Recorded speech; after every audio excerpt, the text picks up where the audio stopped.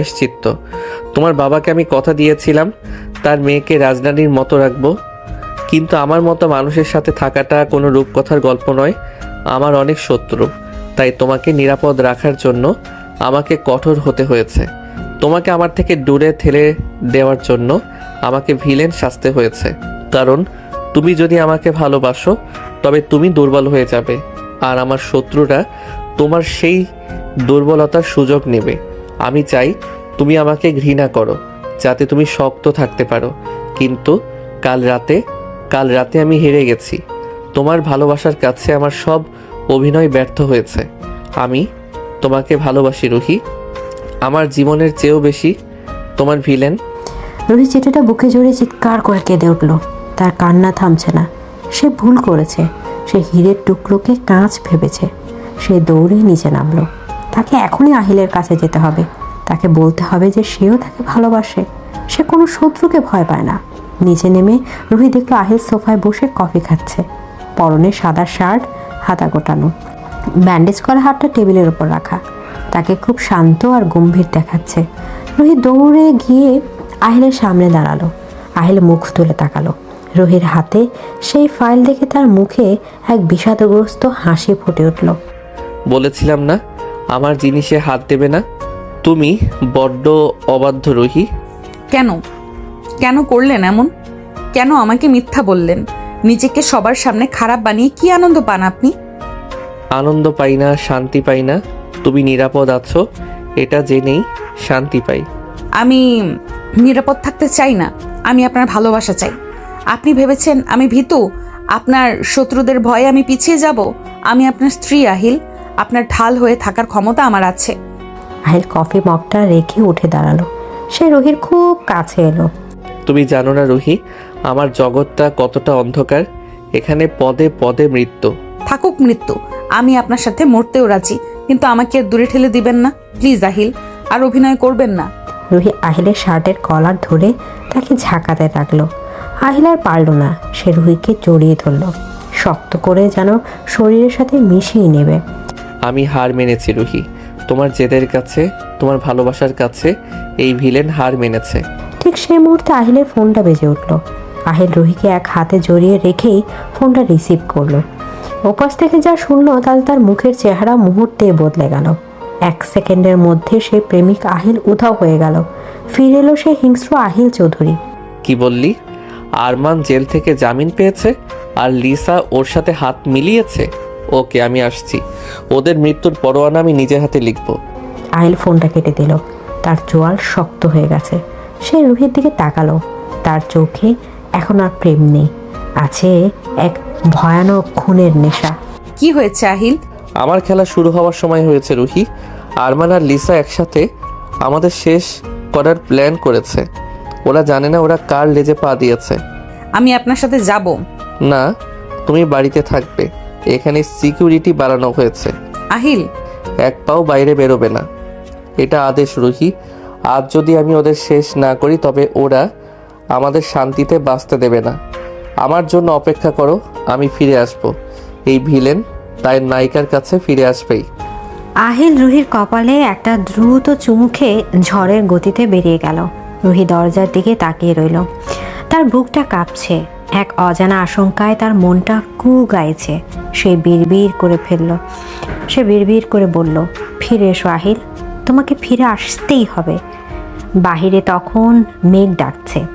আকাশ ভেঙে বৃষ্টি নামার প্রস্তুতি নিচ্ছে। আহিলের গাড়িটা গেট দিয়ে বেরিয়ে এলো। রুহি জানে না আজ আহিলের জীবনের সবচেয়ে বড় পরীক্ষা। আজ প্রেম আর প্রতিশোধের লড়াইয়ে কে জিতবে? আকাশ ভেঙে বৃষ্টি নামছে। শহরের রাস্তাঘাট জলে থই থই করছে। চৌধুরী ভিলার বিশাল ড্রয়িং রুমে রুহি পায়চারি করছে। ঘড়ির কাঁটার রাত 12টা ছুঁই ছুঁই। আহিল সেই যে বেরিয়েছে, এখনও তার কোনো খোঁজ নেই। রুহির ফোনটাও বারবার নেটওয়ার্কের বাইরে বলছে। রুহির বুকের ভেতরটা অজানা আশঙ্কায় কেঁপে উঠছে বারবার। সে জানালার কাছে গিয়ে দাঁড়ালো। বাহিরের অন্ধকারে কিছুই দেখা যাচ্ছে না, শুধু বৃষ্টির শো শো শব্দ। রুহি মনে মনে সৃষ্টিকর্তাকে ডাকছে। সে আজ বুঝতে পারছে আহিল তার জীবনে কতটা জায়গা জুড়ে আছে। আহিলকে ছাড়া এই বিশাল অট্টালিকা তার কাছে একটা কবরখানা মনে হচ্ছে। হঠাৎ মূল ফটকের সামনে গাড়ির হেডলাইটের আলো পড়ল। রুহি এক মুহূর্ত দেরি না করে দৌড়ে দরজার কাছে গেল। দরজাটা খোলো রুহি। ইন্টারকমে আহিলের গলা শুনে রুহির ধরে প্রাণ ফিরে এলো। সে দ্রুত হাতে দরজা খুলে দিল। আহিল দাঁড়িয়ে আছে দরজার ওপাশে। তার সাদা শার্টটা ভিজে শরীরের সাথে লেপ্টে আছে, তাতে কাদার দাগ। হাতের ব্যান্ডেজটা ভিজে লালচে হয়ে গেছে। তার কপালে একটা তাজা জখমের দাগ, সেখান থেকে রক্ত চুয়ে পড়ছে। কিন্তু আহিলের ঠোঁটে সেই চিরচেনা বাঁকা হাসি। রুহি তাকে দেখা মাত্র ঝাঁপিয়ে পড়লো আহিলের বুকে। সে আহিলের গলা জড়িয়ে ধরে হাউমাউ করে কেঁদে উঠল। আপনি ফিরে এসেছেন? আমি মরে যাচ্ছিলাম ভয়ে। কেন তো দেরি করলেন? বলেছিলাম না ভিলেন তার নায়িকার কাছে ফিরে আসবেই। আমাকে মারার মতো বুলেট আজও তৈরি হয়নি রুহি। আহিল এক হাতে রুহিকে জড়িয়ে ধরে ঘরের ভেতরে নিয়ে এলো এবং পা দিয়ে দরজাটা বন্ধ করে দিল। রুহি তখনও কাঁদছে। সে আহিলের সারা শরীরে হাত বুলিয়ে দেখছে কোথাও বড় কোনো আঘাত লাগছে কিনা। আহিলের কপালে রক্তের দাগ দেখে রুহি শিউরে উঠল। সে নিজের ওড়না দিয়ে রক্তটা মুছতে গেল, কিন্তু আহিল তার হাতটা ধরে ফেলল। ওটা সামান্য আঁচড়। আরমান আমাকে মারতে চেয়েছিল, কিন্তু ও ভুলে গিয়েছিল যে বাঘের গুহায় ঢুকে বাঘ শিকার করা যায় না। আরমান? ও কোথায়? যেখানে ওর থাকা উচিত। ইন্সপেক্টর জাহিদ ওকে আর লিসাকে নিয়ে গেছে। চৌধুরী ভিলার দিকে চোখ তুলে তাকানোর সাহস আর ওদের হবে না। ওরা সারা জীবনের জন্য জেলের ঘানি টানবে। আজ সব শেষ করে দিয়েছি রুহি। আমাদের আর কোনো শত্রু নেই। আমার এসব কিছু শোনার দরকার নেই। আপনি বেঁচে আছেন, আমার কাছে ফিরে এসেছেন, এটাই আমার কাছে সব। আহিল রুহির চিবুক ধরে তার মুখটা উপরে তুলল।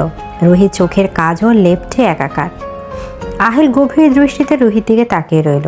বাইরের ঝড়ের চেয়ে আহিলের বুকের ভেতর ঝড় এখন অনেক বেশি তীব্র। সে যুদ্ধ জয় করে এসেছে, আর এখন তার পুরস্কার চাই। আহিল হঠাৎ রুহিকে পাঁজাগোলা করে কোলে তুলে নিল। আহিল, আপনার হাতে ব্যথা, নামিয়ে দিন আমাকে। আজ কোনো ব্যথা নেই, আজ শুধু নেশা আছে, তোমাকে পাওয়ার নেশা। আহিল রুহিকে নিয়ে সোজা তাদের বেডরুমে চলে গেল। দরজাটা লক করে দিয়ে সে রুহিকে বিছানায় নামালো না, বরং সোজা বাথরুমের দিকে নিয়ে গেল। বাথটাবে আগে থেকেই গরম পানি রাখা ছিল। আহিল রুহিকে নিচে নামিয়ে দিয়ে পানির কলটা ছেড়ে দিল। বাথরুমের আবছা আলোয় দুজনকে দুটি মূর্তির মতো লাগছে। আহিল রুহির দিকে এগিয়ে এলো। তার চোখে আজ আর কোনো লুকো ছাপা নেই, আছে এক আদিম ক্ষুধা। আমাকে পরিষ্কার করে দাও রুহি। আমার শরীরের এই রক্ত কাদা সব ধুয়ে দাও। আমি পবিত্র হতে চাই তোমার স্পর্শে। আমি দিচ্ছি। রুহির হাত কাঁপছে। সে আহিলের ভেজা শার্টের বোতামগুলো খুলতে শুরু করলো। প্রতিটি বোতাম খোলার সাথে সাথে আহিলের সুঠাম পেশিবহুল বুক উন্মুক্ত হচ্ছে। আহিল এক দৃষ্টিতে রুহির বুকের দিকে তাকিয়ে আছে। শার্টটা খুলে ফ্লোরে ফেলে দিতেই আহিলের বুকের লোমশ জমিনে পানির ফোঁটাগুলো চিকচিক করে উঠল। রুহি তোয়ালে ভিজিয়ে আহিলের বুক পিঠ মুছে দিতে লাগলো। আহিলের শরীরে অজস্র পুরনো আঘাতের দাগ। রুহি আলতো করে সে দাগগুলোতে হাত বোলালো। তার স্পর্শে আহিল চোখ বন্ধ করে ফেলল। উফ, তোমার হাতটা বড্ড জাদুকরি। আমার সব ক্লান্তি নিমিষেই দূর হয়ে যাচ্ছে। রুহি আহিলের প্যান্টের বেল্টটা খুলতে ইতস্তত করছিল। আহিল সেটা বুঝতে পেরে নিজেই বেল্ট খুলে ফেলল। তারপর সে রুহিকে একটানে বাথটাবের পানির নিচে নিয়ে এলো। দুজনেই এখন শাওয়ারের নিচে। ওপর থেকে বৃষ্টির মতো পানি পড়ছে। আহিল রুহির ভিজে যাওয়া শাড়ির আঁচলটা সরিয়ে দিল। রুহির ফর্সা ত্বক পানির স্পর্শে আরও লাবণ্যময় হয়ে উঠেছে। আহিল রুহির কোমরে হাত দিয়ে তাকে নিজের শরীরের সাথে মিশিয়ে নিল। রুহির নরম স্তনযুগল আহিলের শক্ত বুকে পিষ্ট হলো। আজ আর কোনো লজ্জা নয় রুহি। আজ আমরা একে অপরের সাথে মিশে যাব। আমি আপনার আহিল, আমি শুধুই আপনার। আহিল আর দেরি করলো না। সে রুহির ভেজা ঠোঁট দখল করে নিল। শাওয়ারের পানির সাথে তাদের ঠোঁটের মিলন একাকার হয়ে এলো। আহিল খুব হিংস্রভাবে রুহির ঠোঁট কামড়ে ধরল, চুষে নিল। রুহিও আজ আর পিছিয়ে রইল না। সে আহিলের গলায় হাত রেখে তাকে আরও কাছে টানল। আহিলের হাত রুহির ব্লাউজের হুক ছিঁড়ে ভেতরে প্রবেশ করলো। রুহির শরীর ধনুষ্টঙ্কারের মতো বেঁকে উঠল। আহিলের কর্কশ হাতের স্পর্শ রুহির সংবেদনশীল অঙ্গের শিহরণ জাগালো। তোমাকে আজ খেয়ে ফেলতে ইচ্ছে করছে। তুমি জানো না তুমি আমাকে কতটা পাগল করেছো। আহিল রুহির শাড়িটা শরীর থেকে আলগা করে দিল। রুহি এখন সম্পূর্ণ আহিলের সামনে উন্মুক্ত। আহিল মুগ্ধ হয়ে রুহির দিকে তাকিয়ে রইল। তার চোখে কামনার আগুন দাউ দাউ করে জ্বলছে। সে রুহির গলার নিচে বুকের ভাঁজে মুখ ডুবিয়ে দিল। আহিলের গরম জিভ রুহির ভেজা ত্বকে এক অদ্ভুত মাদকতা ছড়ালো। রুহি আহিলের চুল খামচে ধরল। তার মুখ দিয়ে গোঙানির শব্দ বেরিয়ে এলো। আহিল রুহিকে বাথটাবের কিনারায় ঠেস দিয়ে দাঁড় করালো এবং হাঁটু গেড়ে বসলো রুহির সামনে। সে রুহির নাভিতে গভীর চুমু খেলো। রুহি অস্ফুট চিৎকার করে উঠল। আহিল প্লিজ, আমি আর পারছি না।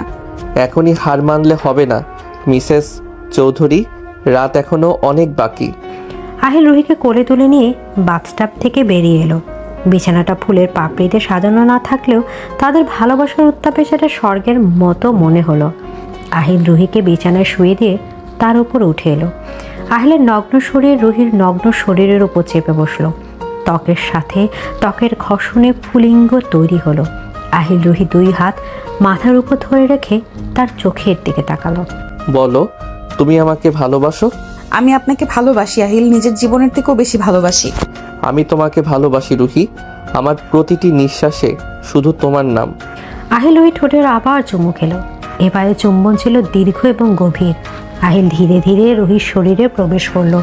রুহি ব্যথায় ও সুখে চোখ বুজে ফেলল। তার নখ আহিলের পিঠে গেঁথে গেল। আহিল প্রথমে ধীর লয়ে শুরু করলো, কিন্তু রুহির সাড়া পেয়ে তার গতি বাড়ালো। ঘরের বাতাস তাদের ভারী শ্বাস প্রশ্বাস আর মিলনের শব্দে মন্তর হয়ে উঠল। আহিল রুহির প্রতিটি অঙ্গকে আদর করলো। সে রুহির কানের লদি থেকে শুরু করে পায়ের পাতা পর্যন্ত নিজের ঠোঁটে স্পর্শ দিয়ে ভরিয়ে দিল। রুহি আহিলের নিচে মুচড়াতে লাগলো। সে আজ সম্পূর্ণভাবে আহিলের কাছে আত্মসমর্পণ করে। আমার দিকে তাকাও রুহি, আমি তোমাকে দেখতে চাই। তোমার এই সুখের অভিব্যক্তি আমি আমার স্মৃতিতে ধরে রাখতে চাই। আহিল, ও আহিল। রুহির চোখে জল, কিন্তু মুখে তৃপ্তির হাসি। আহিল রুহিকে চূড়ান্ত শিখরে নিয়ে গেল। দুজনেই একসময় ক্লান্ত হয়ে একে অপরের বুকে লুটিয়ে পড়ল। আহিল রুহিকে নিজের বুকের উপর জড়িয়ে ধরে রাখলো। তাদের শরীর ঘামে ভেজা, কিন্তু তারা কেউ আলাদা হলো না। আহিল রুহির চুলে চুমু খেয়ে ফিস ফিস করে বলল, তুমি আমাকে সম্পূর্ণ করলে রুহি। আজ থেকে এই ভিলেন শুধুই তোমার গোলাম। আর এই নায়িকা শুধুই তার ভিলেনের। রাত কেটে ভোর হলো। জানালার পর্দা ভেদ করে সকালের সোনালি রোদ এসে পড়লো বিছানায়। রুহি নড়ে চড়ে উঠল। তার ঘুম ভাঙতে সে দেখলো আহিল এক দৃষ্টিতে তার দিকে তাকিয়ে আছে। আহিল মুখে এক প্রসন্ন হাসি। রুহি লজ্জা পেয়ে চাদরটা গলার কাছে টেনে নিল। আহিল হেসে উঠল। এখন লজ্জা পেয়ে লাভ নেই বৌমণি, কাল রাতে তো খুব সাহসী ছিলে। চুপ করুন, আপনি খুব অসভ্য। অসভ্য তো বটেই, নিজের বউয়ের সাথে অসভ্যতা করব না তো কার সাথে করব? আসো, কাছে আসো। এদিকে আহিল রুহিকে টেনে নিজের বুকের উপর শুয়ে নিল। রুহি আহিলের বুকে মাথা রেখে তার হৃদস্পন্দন শুনতে লাগলো। আহিল, একটা কথা বলবো? বলো। আমরা কি বাবাকে আমাদের সাথে নিয়ে আসতে পারি? উনি ওই বাড়িতে একা থাকবেন। আমি জানতাম তুমি এটা বলবে, তাই আজ সকালে ড্রাইভার পাঠিয়েছি বাবাকে নিয়ে আসার জন্য। উনি এখন থেকে এই বাড়িতে আমাদের সাথেই থাকবেন। সত্যি? আপনি এত ভালো কেন আহিল? ভালো না হলে কি তোমার মতো পরীক্ষা পেতাম? তবে শর্ত আছে। কি শর্ত? বাবাকে নিয়ে আসার পর তোমার মনোযোগ যেন ভাগ না হয়ে যায়। আমার ভাগে কম পড়লে কিন্তু আমি আবার ভিলেন হয়ে যাব। পাগল, আপনি আমার সবটুকু জুড়ে আছেন। আহিল রুহির কপালে চুমু খেলো। ঠিক তখনই দরজা নক পড়লো। সুজাতা খালা বাইরে থেকে ডাকলেন। রুহি আনন্দে লাফিয়ে উঠল। সে দ্রুত তৈরি হয়ে নিচে নামলো। আহিলও তার পিছু পিছু নামলো। ড্রয়িং রুমে রুহির বাবা হুইল চেয়ারে বসে আছেন। রুহি দৌড়ে গিয়ে বাবাকে জড়িয়ে ধরলো। বাবা, তুমি এসেছো? মা রে, তুই ভালোবাসিস তো? আহিল আমাকে সব বলেছে। ও না থাকলে আমি আজ তোকে দেখতে পেতাম না রে মা। রাহেন সাহেব আহিলের দিকে তাকালেন। আহিল এগিয়ে এসে রাহেন সাহেবের পায়ে হাত দিয়ে সালাম করলো। যে আহিল চৌধুরী তার সামনে মাথা নত করে না, সে আজ তার স্ত্রীর বাবার পায়ে হাত দিল। রোহিত চোখ দিয়ে আনন্দের জল গড়িয়ে পড়ল। বাবা, আপনার মেয়েকে আমি অনেক কষ্ট দিয়েছি, কিন্তু কথা দিচ্ছি আর কোনোদিন ওর চোখে জল আসতে দেব না। ও আমার আমানত। আমি জানি বাবা, আমি নিশ্চিন্ত।